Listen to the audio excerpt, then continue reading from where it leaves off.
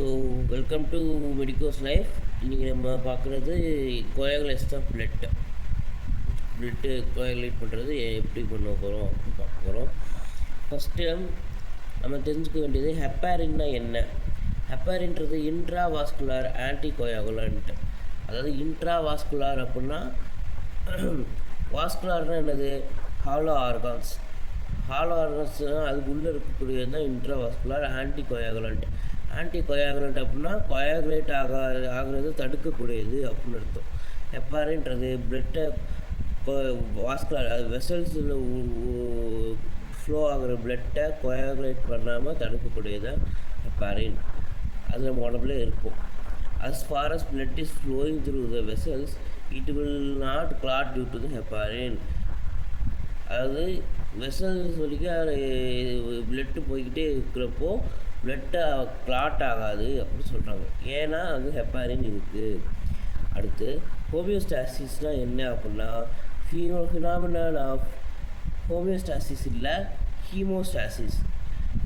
நல்லா கவனிச்சுக்கணும். ஹோமியோஸ்டாசிஸ் வேறு, ஹீமோஸ்டாசிஸ் வேறு. ஹீமோஸ்டாசிஸ் அப்படின்னா phenomenon of clotting of blood to prevent blood loss when there is a trauma or cut. ஏதாவது ஒரு இன்ஜுரி ஆகிடுச்சு இல்லை கட் பண்ணிட்டாங்க அப்படின்னா அங்கே வந்து பிளட் லாஸ் ஆகிறத கிளாட் பண்ணுறதுக்கான ஃபினாமினல்னா ஹீமோஸ்டாசிஸ். ஹோமியோஸ்டாசிஸ்ன்றது maintaining of constant internal environment. அது ஹோமியோஸ்டாசிஸ், இது ஹீமோஸ்டாசிஸ். கவனமாக பார்த்துக்கணும். அதுக்கடுத்து கோயாகுலேஷன் ஆஃப் பிளட்டு வந்து மொத்தம் எத்தனை ஸ்டெப்பு, மொத்தம் 4 ஸ்டெப் தான். ஆனால் எக்ஸ்ட்ரா ஒரு ஸ்டெப் வேறு இருக்குது. அது என்னென்னு பார்ப்போம். ஃபஸ்ட்டு ஸ்டெப் என்ன அப்படின்னா formation of thrombokinase from prothrombin. அதாவது prothrombinase, formation of thrombokinase or prothrombinase ரெண்டும் ஒன்று தான்.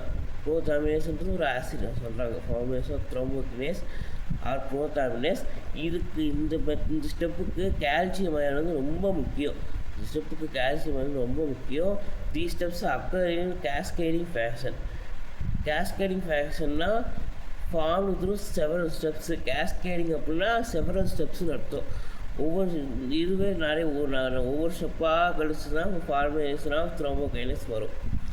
அதுக்கடுத்து இது வந்து என்சைம் காம்ப்ளெக்ஸ் மூலியமாகவும் நடக்கும். அக்கர்ஸ் பை 2 விதம் வந்து, ஒன்று இன்ட்ரின்சிக் பாத்வே, இன்னொன்று எக்ஸ்ட்ரின்சிக் பாத்வே. இன்ட்ரின்சிக் பாத்வேயில் வந்து பிளேட்லெட் இன்வால்வ் ஆகும்.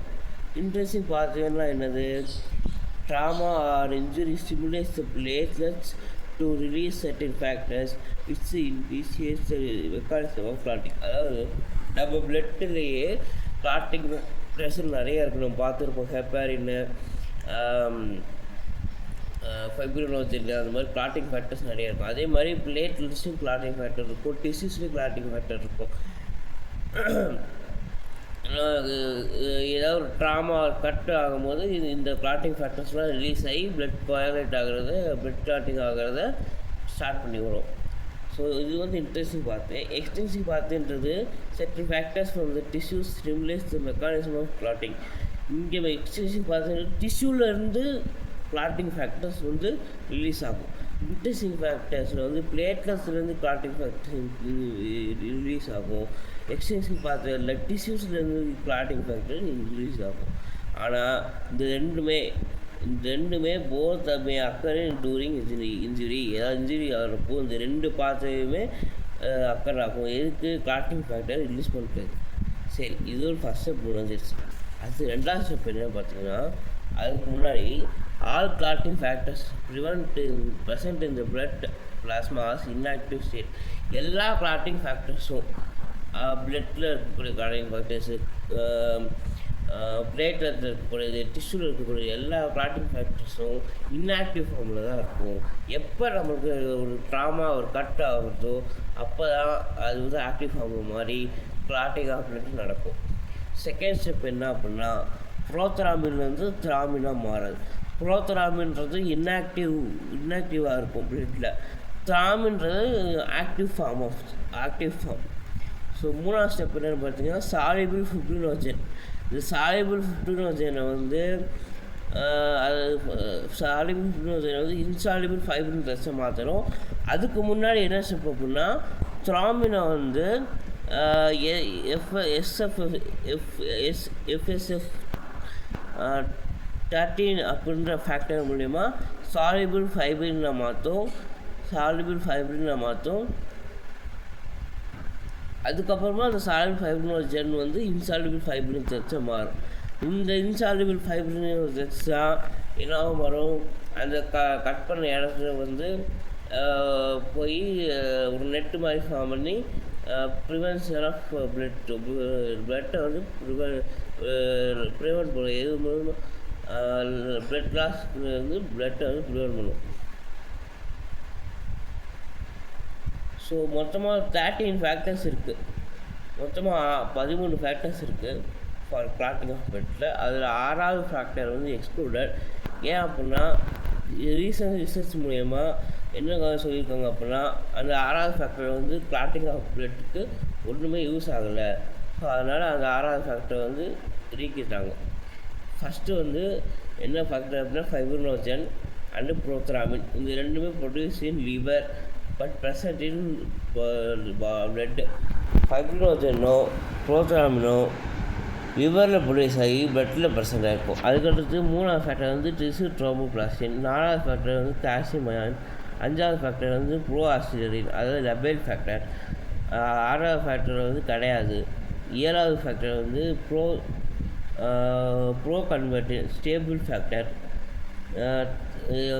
8வது ஃபேக்டர் வந்து ஏஹெச்ஜி, அதாவது ஆன்டி ஹீமோஃபிலிக் குளோபுலின். ஹீமோஃபிலிக்னா என்னது, ஹீம் லவ்விங். ஃபிலிக்னா லவ்விங் தானே, ஹீம் லவ்விங். ஆன்டினா ஆப்போசிட் டு தட் குளோபுலின்றது ஒரு வந்து இம்யூன் சிஸ்டம். அதுக்கடுத்து 9th ஃபேக்டர் வந்து கிறிஸ்மஸ் ஃபேக்டர். 10th ஃபேக்டர் வந்து Stuart Prower factor. 11th factor வந்து PTA plasma thromboplastin antecedent. 12th factor வந்து ஹேஜிமன் ஃபேக்டர். 13th ஃபேக்டர் வந்து எஃப்எஸ்எஃப் ஃபைப்ரின் ஸ்டெபிலைசிங் ஃபேக்டர். நம்ம இங்கே பார்த்தோம்னா ஃபைப்ரின் ஸ்டெபிலைசிங் ஃபேக்டர் அதுதான் ரிலீஸ் ஃப்ரம் பிளேட்லெட்ஸ். இந்த ஃபேக்டர் வந்து பிளேட்லெட்ஸ்க்கு ரிலீஸ் ஆகும். சரி, இதோட 3 ஸ்டெப் முடிச்சிச்சு. எக்ஸ்ட்ரா ஒரு ஸ்டெப் என்ன அப்படின்னா formation of dark reddish brown coloured scum, அதாவது த்ராம்பஸ் ஆர் கொயாகலும் சொல்லுவாங்க. அதாவது கட் பண்ணதுக்கப்புறம் ட்ராமால் இன்ஜிரி ஆனதுக்கப்புறம் 5 to 6 மினிட்ஸுக்குள்ளே என்ன ஆகும் அப்படின்னா அந்த இடத்துல டார்க் ரெட்டிஷ் ப்ரௌன் கலரில் ஒரு ஸ்கம்மு மாதிரி ஒரு புண்ணு மாதிரி ஃபார்ம் ஆகும். அதுக்கு பேர் தான் த்ராம்பஸ் இல்லைன்னா கொயாகுலம்னு சொல்லுவாங்க. அடுத்து 10 to 15 நிமிஷம் கழிச்சு என்ன ஆகும் அப்படின்னா கிளாட் ரிட்ராக்ஷன் ஆகும். அதாவது கிளாட் ரிட்ராக்ஷன்னா இப்போது வந்து டிஷ்யூ நேராக கட்டாயிருக்கு அப்படின்னா அது ரெண்டு இப்படி வந்து பிரிஞ்சிருக்கும். என்ன ஆகும், டிஷ்யூ கான்ட்ராக்ஷன் அப்படின்னா இந்த 2 டிஷ்யூவும் என்னாகும், கான்ட்ராக்ட் ஆகும், ஒன்றுக்கு ஒன்று வரும். அப்போ என்னாகும், உள்ளே இருக்கக்கூடிய சீரம் வந்து வெளியே வரும். அதாவது contraction of fibrin threads to close the cutter blood vessel. When contraction of a light yellow colored fluid is called serum. Serum நம்ம ஏற்கனவே முன்னாடி படிச்சிருந்தோம், plasma minus clotting factors or plasma minus fibrinogen அப்படி கூட சொல்லிக்கலாம்.